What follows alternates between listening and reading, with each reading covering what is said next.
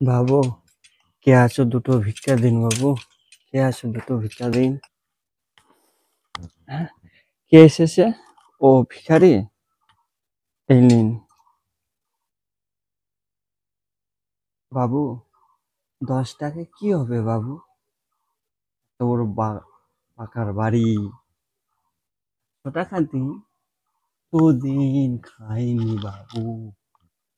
আরে, আপনি তো ভালো মুশকিল করছেন। 10 টাকা ইনকাম করতে কত ফাটে জানেন বাবু? আপনার কোথায় ফাটে? পিছনে না সামনে? আরে, আপনি তো আচ্ছা মুশকিল। আপনাকে বলছি, 10 টাকা ইনকাম করতে অনেক ফাটে, পিছনে সামনে নয়, বুঝলে? এই নিন।